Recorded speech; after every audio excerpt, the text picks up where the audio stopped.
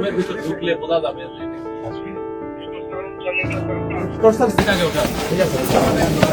Sir আমাদের কোনো অপরাধ নাই স্যার, মোবাইলের মানে দিছিল।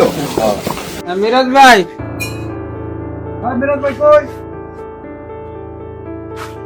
এরা কেউই মনে হয় আমার মোবাইলের বাসিন্দা না, সম্ভবত বাহিরে। বাহিরের হবে বিভিন্ন জায়গায় কি পেয়েছেন মূলত ভাইয়া? মূলত আসলে এরা হয়তো আমরা ইয়া বাবা এই মিরাজ কই? টোটাল কয়জন ভাইয়া? আসলে টোটাল বলতে পারি না এখন, সবাই না রুমের ভিতরে আছে। এটা কি এই রুমে কতজন? একজন, দুইজন, তিনজন, এই দেখি চারজন, পাঁচজন,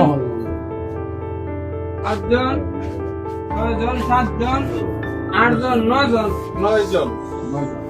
টোটাল 9 জন পেয়েছেন কি ভাইয়া মূলত? অবস্থা পেয়েছেন? হ্যাঁ, এখন তো পাইছি, আর আমরা কিছু মালও পাইছি। কত পরিমাণ? রিকভারি কত পিস পেয়েছেন? জি অবশ্যই, যে এই রুমটাতে মূলত মাদক পেয়েছেন আমরা দেখার চেষ্টা করছি।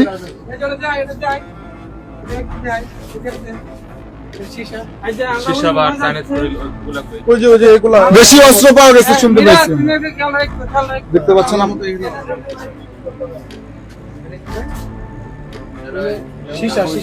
সীসা। সেবনের রুম কোনটা ভাই?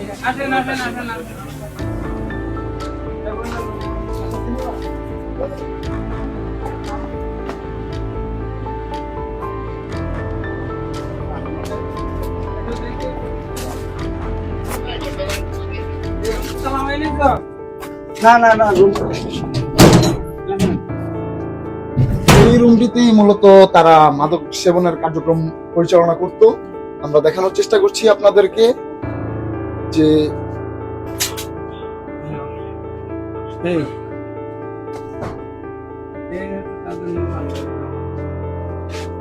দেখতে পাচ্ছেন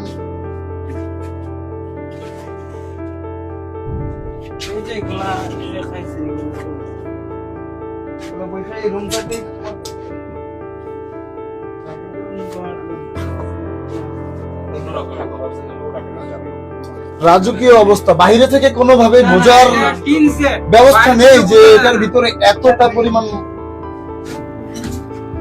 মূলত এই জায়গাতে মাদক সেবন হতো, যে মাদক সরঞ্জাম যেগুলো ব্যবহার করা হতো। জি, কত পিস পর্যন্ত পেয়েছেন?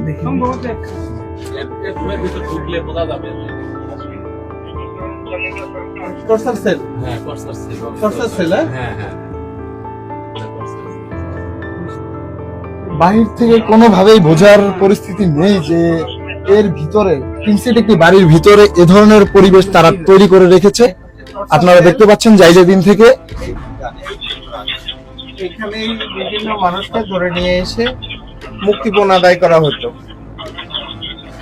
এখানে মূলত নিঃস্বার্থদের একটা আস্থা চলে। তদন্ত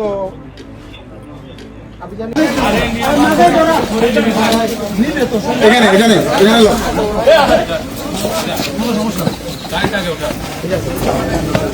স্যার আমাদের কোনো অপরাধ নাই স্যার, মোবাইলের মানে দিছিল।